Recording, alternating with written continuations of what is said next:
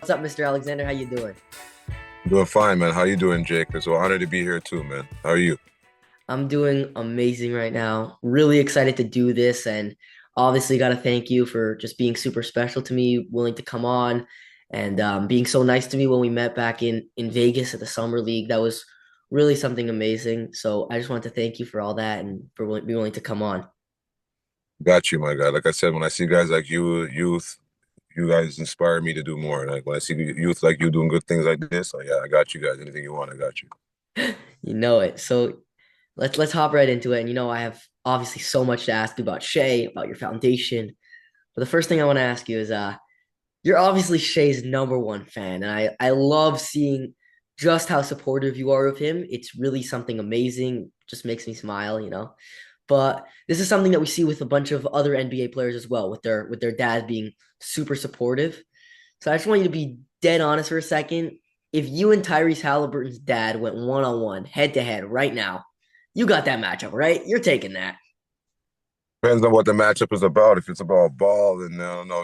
We can. Me, I ain't backing down from nobody when it comes to one-on-one on the court. But if you're talking about off the court and love for their son, wow, that's a tough one because he loves his youth and he's a real supportive guy of his youth and all the negative press, whatever he gets, the love that he has for his youth over trumps all of that.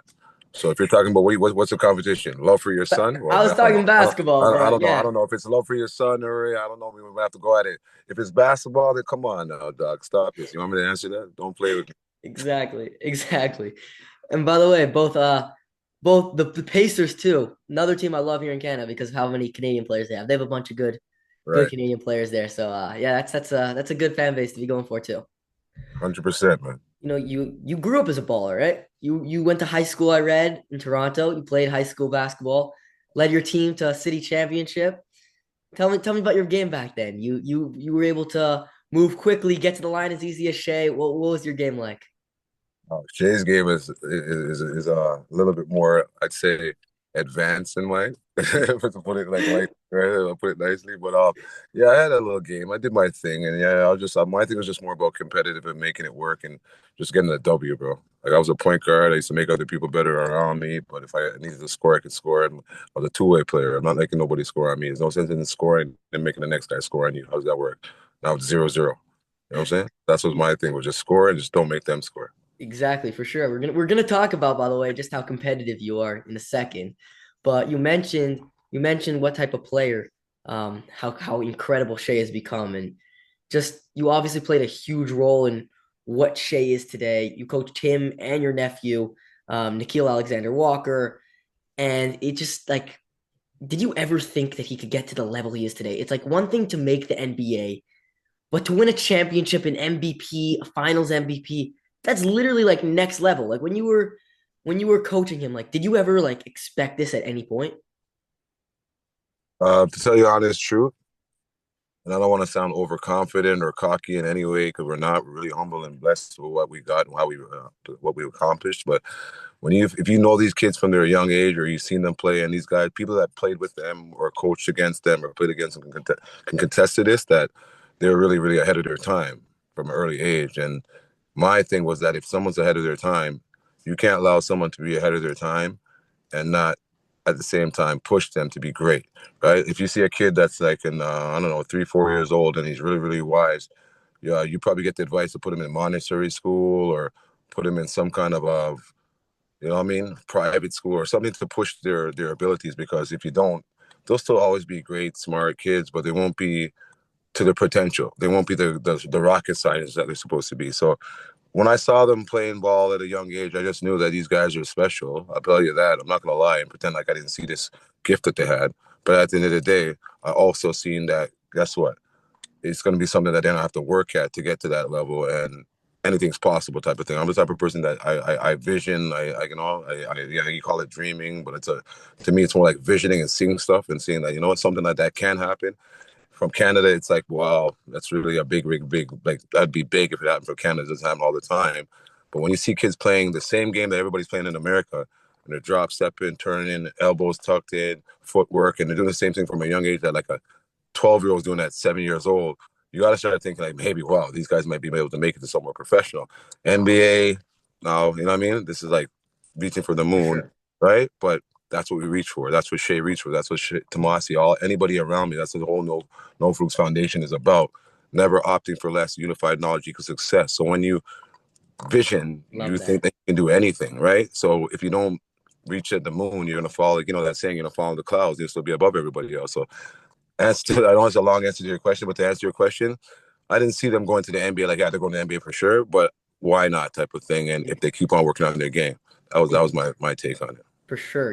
He's so incredibly smooth with it. You for sure will to pick that up for sure to be able to say, oh, there's a chance. And aside from just his game, something that really stands out to me about Shea specifically is there's obviously a bunch of like really great players in the league, but not all of them are necessarily such great role models.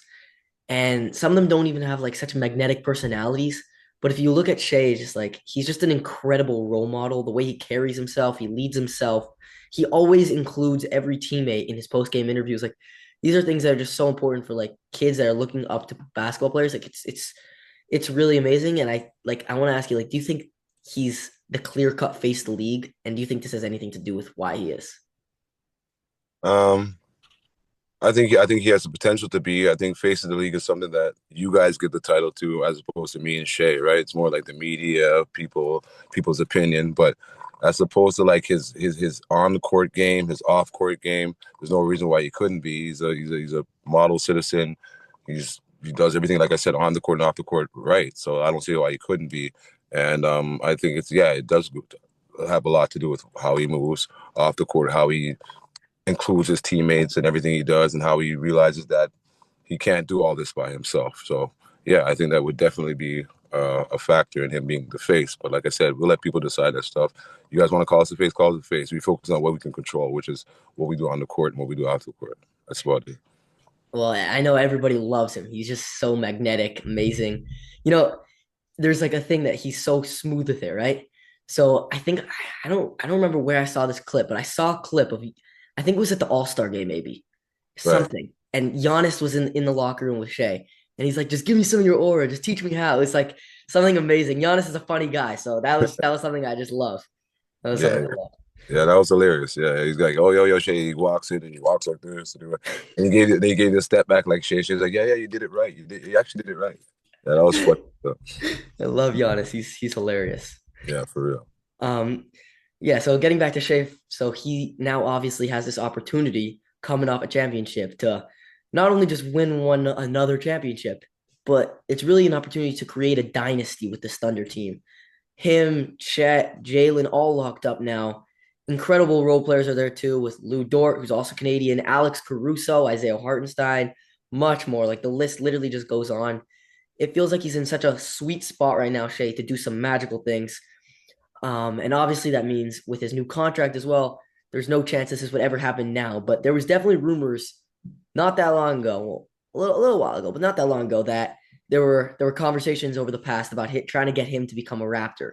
Was this ever true in any sort of way that he was ever trying to find a way if he could ever become a Raptor? You know how those things go already. Like in a Yeah. perfect world, if it's your hometown, why wouldn't you want to be a Raptor or play in your hometown? But you know how the politics side of those things goes. There's too much red tape, so much things that have to be work out perfectly for that to work, right? So, he'd always in his mind love. He grew up watching the Raptors, right? But like I don't think there was ever any big actual works in the making for that. It was just more of like a hopes and dreams. Like it's the fans, more the fans love it more than anything else, more than we love it. Yeah, and even though he's on the Thunder, when he comes here, it's just everyone loves it. Everyone goes nuts. It's it's awesome. And I was watching, this is getting to your coaching for a second. I was watching a podcast that you were on, and you said something that pointed out to me just how amazing of a coach you are and someone who could really just develop someone because you were asked who the GOAT is, a typical question, Jordan or LeBron. And without any hesitation, you said Jordan. And the main reason you gave was because he's a 9-time all defensive team player. And I love that answer because I'm a big believer in defense wins championships, which Right, is I was very big in when the Bucks traded Drew Holiday. I hated that trade all because of defense. I believe defense wins championships. 100%, 100%. How would you overall rate Shea's defense? Like how would you teach defense? And something that me and my dad talk about a lot is, do you find that defense is more of a skill or is it just a will to get better at it? Like, is there a way of becoming a skilled defender? Like it's just talent? 100%. That's a great question. Sick question. Yeah, it's definitely a skill. Let me just say that right away. There's a way to get better. You can teach it. How would I rate Shai's defense? Shai's a tough defender, very, very tough defender. He's the type of guy that I would say if he wanted to stop you, he could stop you. If he wanted to say, right now you're not scoring, you're not scoring. Does he do that every possession? Maybe not. Maybe because he's got to do tons of other things, right? And maybe conserves of energy, which I get. But being the dad that I am, and as hard as I am on him, I'm like, there's no energy to conserve. Like, yo, go play defense every possession same way. Because like I told you, if you remember, you said you're talking about defense now, and this is not scripted. I told you this before, if you remember. I said to you when we first started talking that when I played high school ball, I believe that if I score, you don't score. I'm a defensive guy. So Right. what I'm saying to you is like, yeah, at the end of the day, defense is major, major important. And right now, yeah, it's something that it might be a little bit underrated and but how much guys really are two-way players in the league? And if you are, I don't think you can ever be out of the league. Put it that way. You know what I'm saying? Yeah, for sure. It just you gotta just work on everything, every little aspect. When I play ball, I come back, I'm sweating like crazy. It's awesome. I love it. Yeah. Where do you play? You play in high school down here? Where do you play? Yeah, I'm not like on a legit team because I'm big into hockey too. I play like high level hockey. But if Sick. I believe if I was in high level hockey, I would have gone way more in on basketball playing. Sick. I used to play hockey too, man. Don Mills A, double A, Don Mills Seven and the Flyers. Yeah, I used to do that stuff too, bro. I It's played a lot of amazing. sports, man. Yeah. There's nothing like it. Yeah, It's hockey's amazing, man. Hockey's a sport. What I like about hockey is one of the fastest sports, right? It's probably the only sport that you change on the fly, right? I know yeah, you know what that is, right? Some people don't know that, but like you don't of stop to course, of blow course, the of course. whistle to change, right? Obviously, you know what that is. I'm just telling you, doing for the fans that are watching your shit, right? Maybe some soccer fans don't know what's going on, but you don't blow the whistle and say sub, right? Because the sport is so fast that you have to keep it moving, right? If you stay on for like a minute and a half, there'll probably goals gonna get scored. It can be bust, right? You go into the corner to go forward check. When I used to go in the corner to forward check, I loved it because it made you think before. It's like a brain game too. People don't realize it. It's so fast, right? So you can't Exactly. go into Mind the game. corner. Try and get them to make the first move. It's yeah. Yeah, and not only that, like when you go in the corner for the puck, let's say they dump the puck into the corner, and I go in there to go scoop it up. Before I go in there, I already made my brain know, say who's in front of the net, who's over there, who's there. So I'm looking left and right, and then I go get the puck. I don't go get the puck and then think about what I'm going to do. It's too late. You know I what do I'm the saying? same thing. My team's known for me doing similar You type of thing. have to. It's have to. It's like that's literally something that you do without even thinking sometimes. Because if you don't do that, the game's too fast, bro. They're gonna be on you. You gotta get in there and like already know where you're gonna dump the puck, where you're gonna pass the puck to before you get the puck. And You were that's what I like for about hockey. It's almost like snooker and pool. You know, you got to know your next shot. for I'm sure. saying, but Yeah. balls like that too. They don't get it twisted. But that's why they say the game slows down for sure. You can't speed them up because it's really moving in slow motion in the brain. When you watch so much ball, you know what you're gonna do. You know the next play and the next play, right? So that's how he looks like that. That's why you really can't speed him up for real. Yeah, for sure. Just all about knowing your time, putting it in your own frame, you know? That's really important. 100%. one Hundred Okay, percent. so last question, Mr. Alexander. I want to ask you when I started my show when I was 11. One of the goals that I was trying to do was I was trying to raise and just donate money to a school here in Toronto for kids with special needs. And my Nice. parents, this is because my parents like always taught me about like just like helping others and all that. And you started the No Flukes Foundation, which I really just want to hear about. So can you just tell me what your foundation's all about? Just explain to me and everyone listening. So, like I said, no flukes is a way of life. It's a movement. Every letter has an acronym. It stands for something. Never opting for less. Unified knowledge equals success, right? That just simply means that when you stand on what you stand on, then you never settle for anything. And even when people are telling you that you're crazy or this ain't gonna work, you keep going for it, right? Or you're trying to get to the NBA and you're like 9 years old, like whatever. Who's going to the NBA, right? But when you stand on what you believe in and you vision something, the unified knowledge and people around you and the right people around you is gonna equate to success, right? So that's what it's a movement, it's a way of life. But my foundation now is basically where I just feel like the reason why you don't see another Shea or Nikhil or Tomasi or Michael Jordan is because people just don't have resources, and again, they don't have the right people around them. They don't have the right mental strength. They don't have the right physical. They don't have the right. Their household is messed up. So my foundation is to support people who don't have those things, and then eventually you're going to see a next Shai. And it doesn't have to be just Shai. It can be a next astronaut. It could be a next doctor, lawyer, pianist, whatever you want to be. But that's what my foundation supports, whatever you want to be. And I feel like if we get the right support from other people in other worlds, we can get like anything done. Like, you want to be, like I said, a gymnast. I'll find you a gymnast class to get into, and all of a sudden you're a gymnast later on. If you have the drive and the heart to want to be that, but I'm not going to tell you to snap your fingers and get it. No, it's all about hard work and perseverance. But that's what No Flukes is about, and that's what our foundation is about, just raising money for kids. And on the 27th of July, last month, we brought Allen Iverson, Nikhil, Shai, and we had a camp, and they did some motivational speaks and the Q&A answers. It was sick. And the kids, you get to see the kids' face, and like we don't just do this to say, yeah, we for clout. We do this for the impact. And when we see these kids like ask Allen Iverson a question, Allen Iverson a question like, hey, Allen Iverson, do you still think that you need to practice? Do you? I was like, come on, bro. Let me tell you guys something. I'm four-time scoring champ, this, that, MVP, rookie of the year. You don't think I practice? Of course you need to practice. But he gave you a wicked one, and then the Shai gave him his little spiel, like how, okay, if you guys say, put up your hand if you guys all want to go to the NBA. Everybody's gonna put their hand up, right? But what if I told you guys you gotta get up at 5 a.m. with me, run, train, get back up at 9, doing the lift, and then on the fourth day, would you guys still be hanging with me? Probably not. So what I'm saying is that you guys gotta. It's not no easy. Or you see all the bells and whistles and lights and the shiny shit, but it's not that. It's not that nice. It's hard work and perseverance. And if you want that, hey, I'm not saying you can't do it, but just know this is how we got this. Like stuff like that. And you see the kid's face. This is why we do this. You know what I'm saying? So that's a little rundown of how the foundation works. We also do something called after hours ball. We take kids off the street because Toronto is right now high crime rates. So Saturday nights is the highest crime rate. So from 8 p.m. to 1 a.m., we have something called after hours ball. So we take them, we shuttle bus them from 4 different hoods, bring them in a league. It's like a league in a gym that we run, and we keep stats like almost like a real men's league. And it's like a health and wellness, all kind of stuff. We got tutors.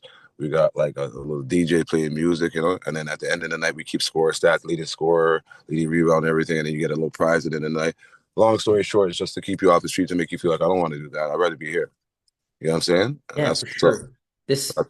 Your whole message, it really is so special, and it's actually speaking to me because when I started this podcast, I was 11 years old, just a fan of sports, Sick, and sick, man. and Congratulations to you, man. You're inspiration to me. Even like I said, I'm doing my podcasting. It's coming out soon, but at the end of the day, I'm more about like really and truly just trying to. Hold on a second. I'm on the phone. Hold on, I'm on the phone. I said I'm gonna pay. What do you mean? I'm at the machine right now. Give me a second. Give me a second. Yeah. Sorry, buddy. You got these guys at the parking meter like acting like this guy's gonna go somewhere, like I'm gonna run off in my car. Like, I'm on the phone, buddy. I'm doing a podcast live, and you're talking about let me pay my parking meter. You can't make this shit up. for sure, yeah, that's You might hilarious. have, you might have to clip that. My bad, Jake. Don't worry. It's good. It's good. You can't make that stuff up. You really Can't make that can't. stuff up. But yeah, that's what this is about, man. You know what I Yeah, mean? Just making sure the kids get what they need in life, and if they don't have something, they don't have the right resources, we make sure they have it. You know I what I'm love saying? that. Yeah, 100%. Mr. Alexander, just this is really super special. I wanted to thank you so much for doing this. I know I really enjoyed our time together, but did you enjoy our time? 100% did, man. Like I said, you're inspiration to a lot of people, and mainly me. So keep doing what you're doing. You got my link. Anytime you need me, link me, bro. Thank you so much.